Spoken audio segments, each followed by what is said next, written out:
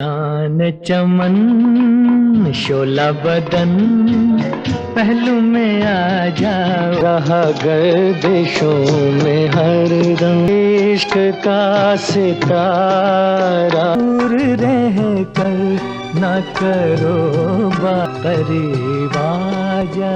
1965 में आई फिल्म गुमनाम की बात करें या 1966 में आई फिल्म दो बदन की बात करें या फिर 1977 में आई फिल्म अमानत की बात करें, मनोज कुमार पर फिल्माए गए मोहम्मद रफ़ी साहब के इन गानों ने हिंदी सिनेमा के दर्शकों पर एक ऐसी छाप छोड़ी है जो आज भी एकदम ताज़ा है।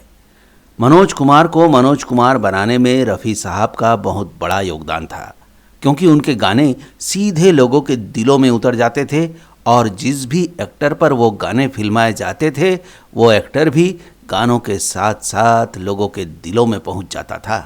हाल ये कर दिया जालिम तेरे तड़पाने, भागता मन में लगा हम मोहब्बत में तासीर नहीं, वो शीरी नहीं लैला नहीं वो हीर नहीं, तेरा जो दिल का फसाना सा जोर से क्यों जमा।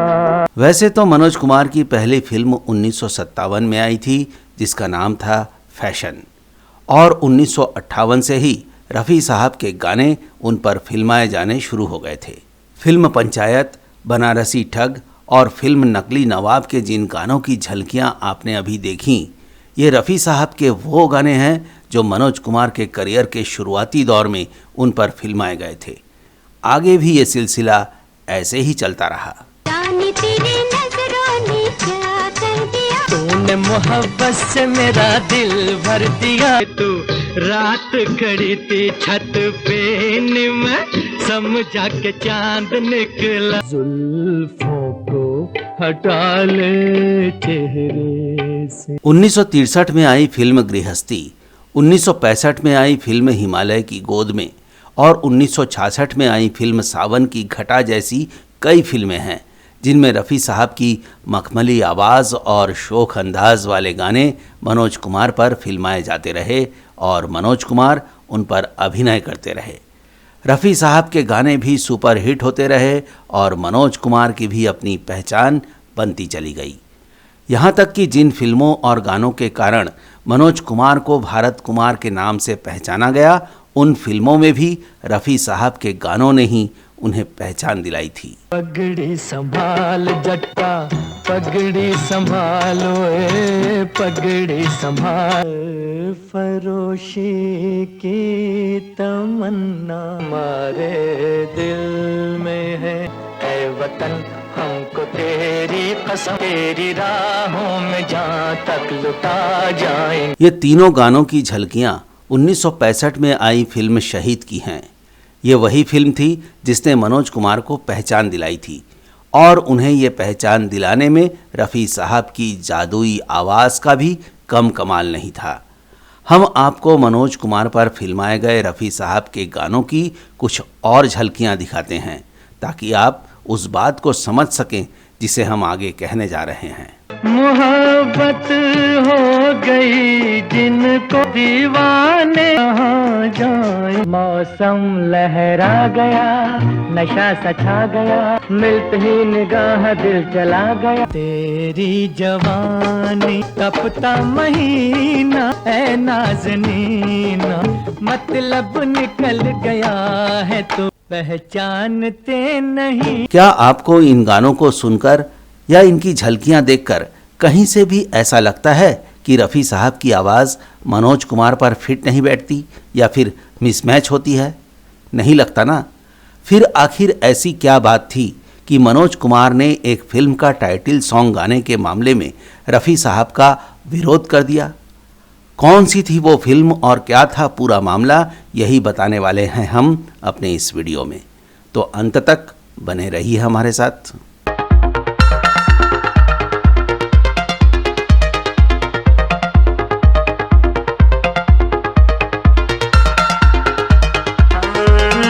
उन्नीस में एक फिल्म आई थी पत्थर के सनम। गफ्फार नाडियाडवाला की इस फिल्म का निर्देशन कर रहे थे राजा नवा थे। मनोज कुमार और वहीदा रहमान मुख्य भूमिका में थे और उनके अलावा मुमताज़, प्राण, महमूद, ललिता पवार और अरुणा ईरानी इसमें अभिनय कर रहे थे। फिल्म के लिए गाने लिखे थे मजरू सुल्तानपुरी ने और लक्ष्मीकांत प्यारेलाल की जोड़ी इसे संगीत से सजा रही थी। फिल्म में कुल 6 गाने थे। 5 गानों की रिकॉर्डिंग पूरी हो चुकी थी, जिसे मुकेश चंद्र माथुर जी, लता मंगेशकर जी और आशा भोसले जी ने गाया था। एक गाना रफ़ी साहब का भी था, जिसे महमूद पर फिल्माया जाना था। सभी गाने एक से बढ़कर एक और खूबसूरत थे।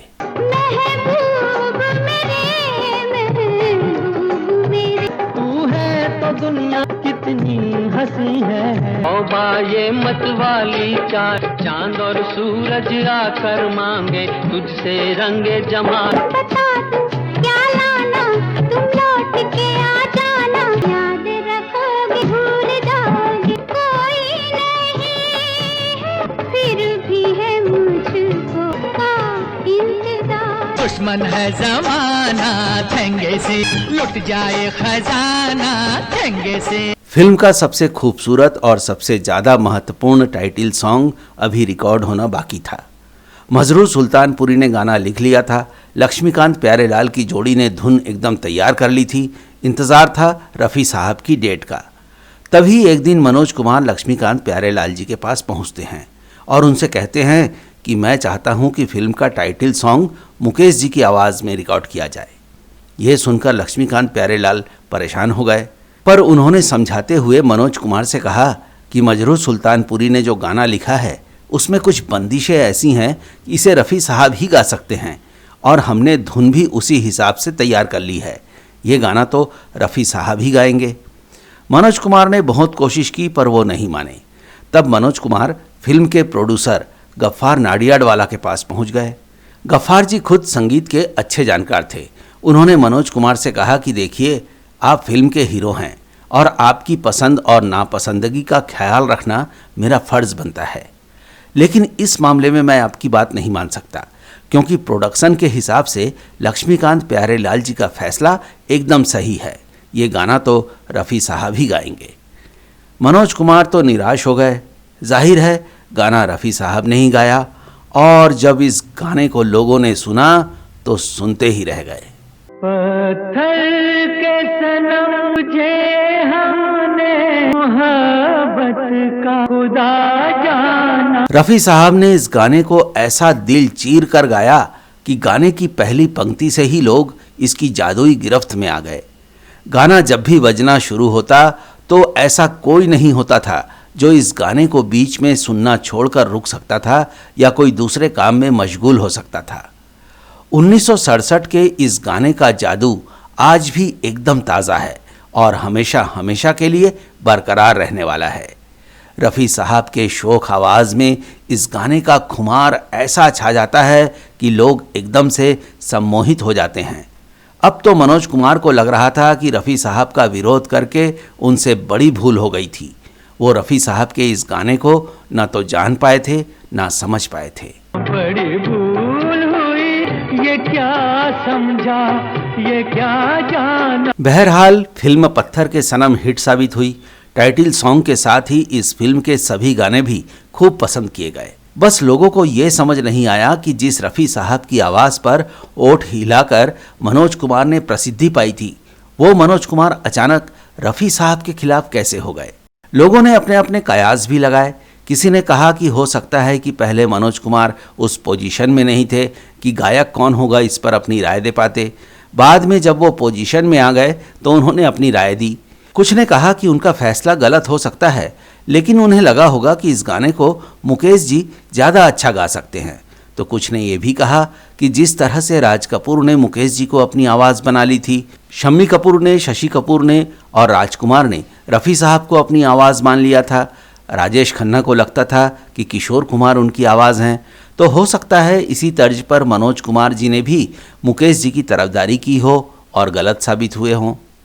तो दोस्तों, इस पेशकश में इतना ही। हम फिर हाजिर होंगे आपके लिए फिल्मी दुनिया की इसी तरह की रोचक और मज़ेदार जानकारियाँ और किस्से लेकर। नमस्कार दोस्तों।